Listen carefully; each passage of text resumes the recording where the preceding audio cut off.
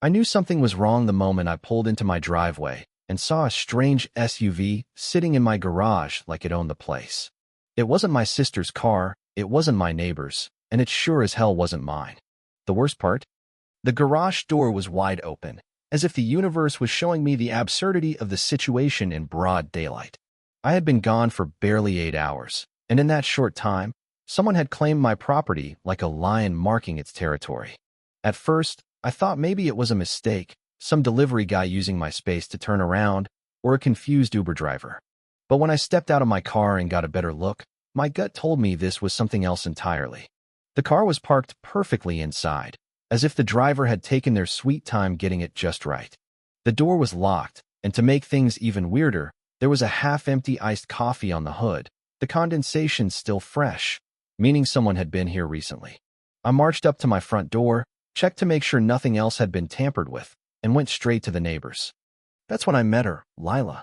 She appeared before I even knocked, stepping out of her house with the kind of confidence that only comes with a lifetime of getting away with nonsense. Short bob haircut, oversized sunglasses, and an expression that screamed, "I dare you to challenge me." "Excuse me," I said, trying to keep my tone level. "Do you know whose car that is in my garage?" She didn't even hesitate. "Yeah, it's mine." Silence. I blinked. She sipped her drink. "I'm sorry, what?" "I parked there," she repeated, as if that somehow cleared everything up. "I needed the space." I laughed, waiting for her to tell me she was joking, but she just stared at me like I was the one being unreasonable. "So you just parked in my garage?" I asked, making sure I wasn't hallucinating. She scoffed. "It was empty." "What's the big deal? You weren't even using it." Oh, this was going to be a problem. I took a deep breath, gripping the bridge of my nose to keep myself from losing it. "Lila, this is my property. You can't just park in my garage because you feel like it." She rolled her eyes. "Well, I was in a hurry, and your driveway was too sloped for my SUV. You have so much space, and I figured since you weren't home, what's the harm?"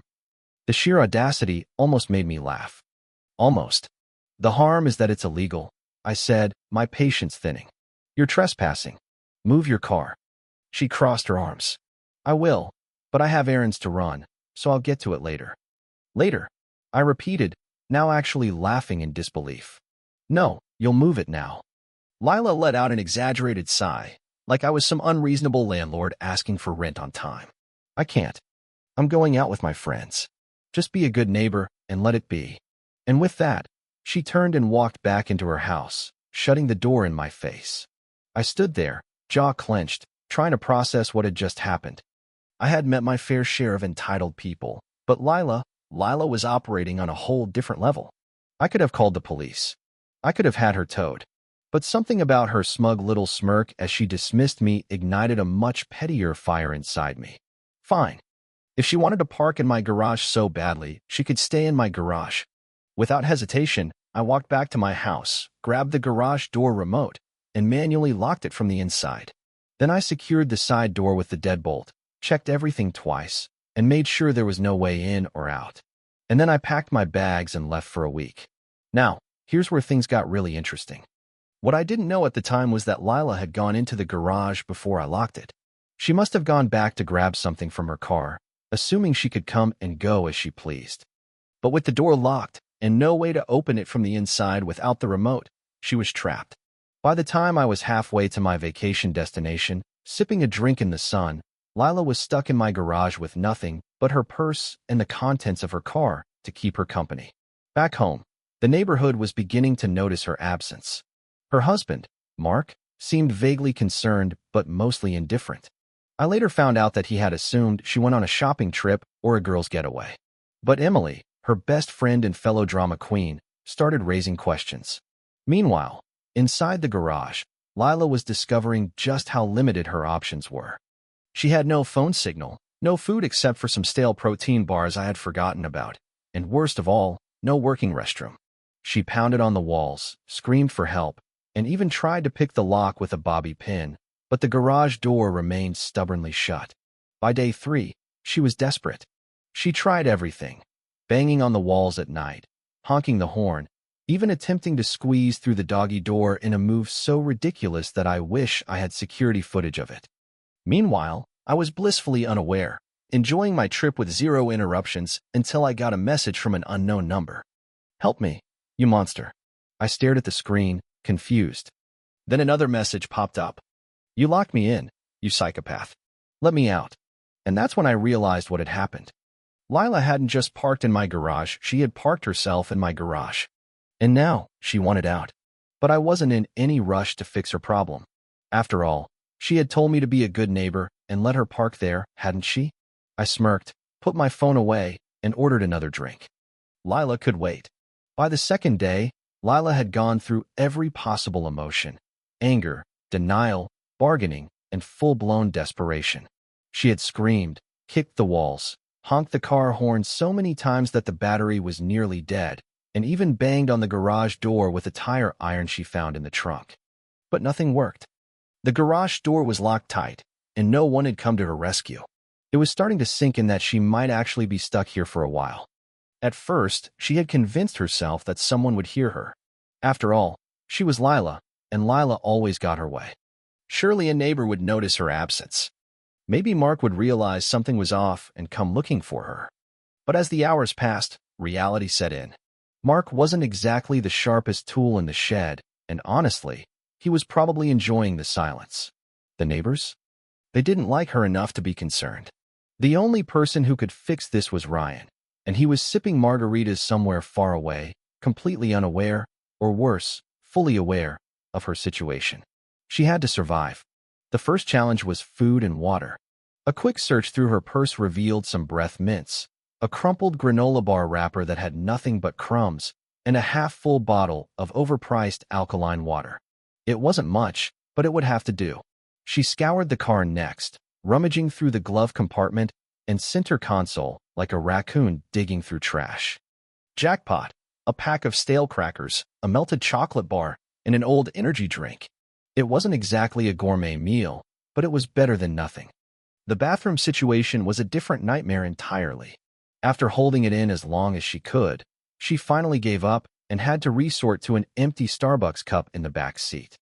It was humiliating, disgusting, and something she would never speak of again. She swore that the moment she got out of here, she would sue Ryan into oblivion. She would make sure he regretted ever messing with her. By the third day, she was starting to lose it. The walls of the garage felt like they were closing in. The air smelled like a mix of car exhaust and desperation, and she had spent too much time arguing with herself. She tried sleeping, but the car seats were uncomfortable, and the sound of absolute silence was unnerving.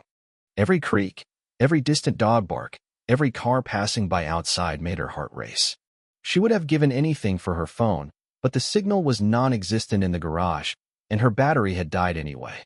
At one point, she got the brilliant idea to escape through the doggy door on the side entrance. It was a small flap meant for a golden retriever, not a fully grown woman, but she was desperate enough to try. She got on her stomach, wiggled forward, and managed to squeeze her head through. The rest of her, however, was not cooperating. Her shoulders were too broad, her hips refused to budge, and she was now stuck halfway in and halfway out, like a pathetic cartoon character. It took her 20 minutes of struggling, screaming, and pure humiliation before she finally managed to pull herself back inside. She was reaching her breaking point. Meanwhile, back in the real world, things were beginning to get suspicious. Lila's best friend, Emily, had started asking around. Mark, who had enjoyed a few blissful days of quiet, was beginning to notice that his wife hadn't texted him in a while. He had assumed she was out shopping or at a spa day, but when Emily called him for the fourth time, suggesting something might actually be wrong, even he had to admit it was a little odd. Mark eventually wandered over to Ryan's house, knocking on the door. When there was no answer, he peeked around the property, checking to see if Lila's car was still parked somewhere.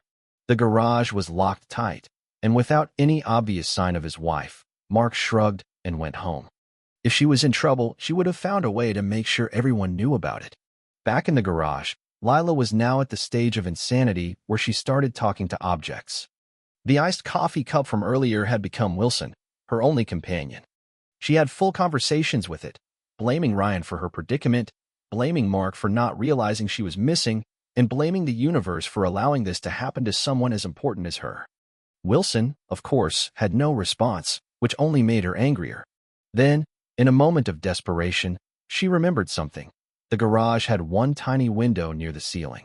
It wasn't big enough to climb through, but maybe, just maybe, she could get someone's attention.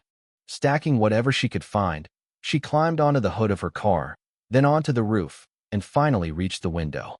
She could see the street outside. Freedom was so close, yet so far. She screamed for help, waving her arms like a madwoman, but no one was around. The only person who did walk by was Mr.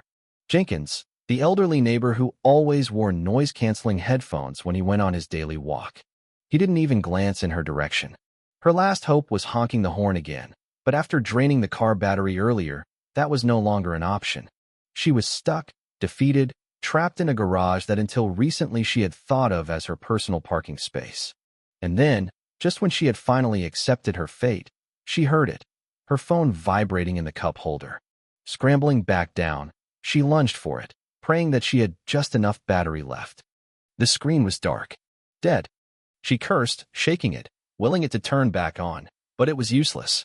She was still trapped, still helpless. Then, as if to add insult to injury, she heard the unmistakable sound of someone pulling into the driveway. Her heart leapt. Finally, someone had come to save her. But the second she saw who it was, her relief turned into pure rage. It was Ryan. The garage doors started to open, flooding the space with fresh air and sunlight. And as soon as it was halfway up, Lila exploded out like a bat out of hell, wild-eyed, furious, and ready to unleash every ounce of pent-up frustration. Ryan, however, just stood there, sipping a drink like he hadn't just left her to rot for a week. "Well," he said, smirking, "looks like someone had an eventful time." Lila saw red. She was going to destroy him. Lila had never felt this level of rage in her life. The second she stumbled out of the garage, wild-eyed and disheveled, she barely took a breath before launching into a full-blown screaming fit. "You absolute psychopath," she screeched, her voice hoarse from days of shouting inside the enclosed space. "You locked me in there. You left me to rot. Do you have any idea what I've been through?" Ryan raised an eyebrow, unfazed. "I mean, I assumed you'd move your car when I told you to. Guess that didn't happen." Lila's hands balled into fists, her nails digging into her palms. She was dirty, exhausted, dehydrated, and beyond humiliated. The smell of stale energy drinks and sweat clung to her. Her once perfectly straightened bob was now frizzed beyond recognition. She had spent days plotting her revenge, fantasizing about every possible way to make Ryan suffer for what he had done. And now that she was finally free, she was going to make sure he regretted it. "I'm calling the cops," she seethed, jabbing a trembling finger in his direction. "You're going to jail for this. This is unlawful imprisonment. I hope you have a good lawyer because you're done."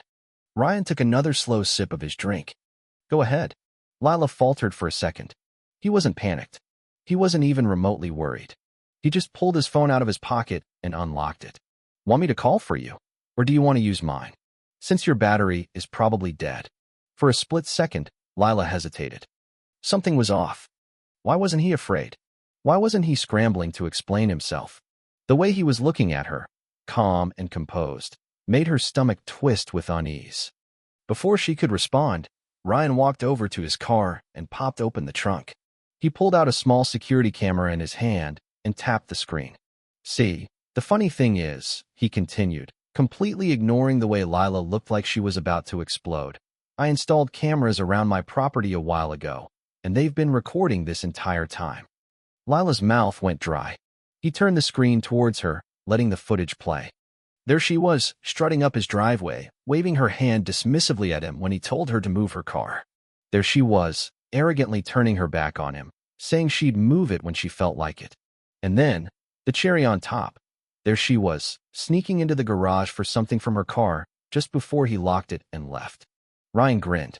"So, technically, you locked yourself in. I just didn't know you were still inside when I left." Lila's lips parted, searching for some kind of argument, but nothing came. He had proof. Evidence. Her entire case crumbled in an instant. "But please," Ryan continued, slipping his phone back into his pocket, "call the cops. I'd love to show them this. I'm sure they'd be very interested in hearing how you trespassed on my property, parked in my garage without permission, refused to leave, and then accidentally got yourself stuck." I think the legal term for that is breaking and entering. But what do I know? I'm not a lawyer. Lila's face burned. This wasn't how this was supposed to go. She was supposed to be the victim here, the one calling the shots, making him grovel for forgiveness. But now, not only was her entire argument turned against her, she was dangerously close to being the one in legal trouble. She needed to regain control. You can't prove that I was in there for a whole week, she spat. For all anyone knows, I was only in there for a few hours. Ryan smirked. You mean aside from the texts you sent me? Lila froze. Ryan unlocked his phone again and scrolled through his messages before holding up the screen. Lila's frantic messages flashed in front of her, all of them screaming for help. Help me, you monster. You locked me in, you psychopath. Let me out. I've been here for days. I'm losing my mind. Ryan raised his eyebrows. Doesn't exactly sound like someone who was in there for a few hours, does it? Lila clenched her teeth so hard that her jaw ached. She could feel her control slipping through her fingers like sand, and she hated it. And then, to make matters worse, her husband, Mark, finally decided to show up. He pulled into the driveway, stepping out of the car with a confused expression. Hey, babe, where have you been? Emily said she hasn't heard from you in days. Lila whipped around, barely holding herself together. Mark, this lunatic locked me in his garage for a week. Mark looked at Ryan, then at the security camera in his hand, then back at Lila. Wait, so you were in his garage? What? I parked there for a bit, and then he locked it. He did this to me. Mark rubbed the back of his neck. So, why did you park in his garage? Lila's mouth opened, then closed. That's not the point, Mark. Ryan gave Mark a friendly nod. Your wife trespassed on my property, refused to move her car, and then got herself stuck in my garage when I left for a trip. I've got it all on camera, including the part where she texted me to let her out. Mark exhaled slowly. Lila, did you actually do that? Lila was ready to scream. This was humiliating. She had spent days suffering, expecting everyone to be on her side the second she got out, and now her own husband was questioning her. Ryan clapped his hands together. All right, well, I'm not going to press charges, but I will be installing a new security system to make sure this never happens again. Lila scoffed. Like I would ever park in your garage again, you lunatic. Ryan grinned. Good. Then we're on the same page. Lila seethed, feeling utterly defeated. This wasn't over. She would find a way to get back at him. She had to. But then, as if the universe wanted to deliver one final blow, her phone buzzed with a notification. A fine. A hefty one from the Homeowners Association. The message was clear. Unauthorized use of another resident's property, multiple complaints from neighbors, and a decision from the HOA to revoke her community privileges for a whole year. No pool access, no clubhouse reservations, nothing. Ryan gave her a little salute. See you around, Lila? Lila wanted to scream. She wanted to fight. But there was nothing left to do. With no other choice, she stomped back to Mark's car, humiliated beyond belief. Mark, meanwhile, just sighed. So should I even ask? Drive? Lila snapped, crossing her arms. And with that, Mark put the car in reverse and drove them away. Ryan watched them go, then turned back to his garage, shaking his head in amusement. He had won. And the best part? Lila had done it to herself.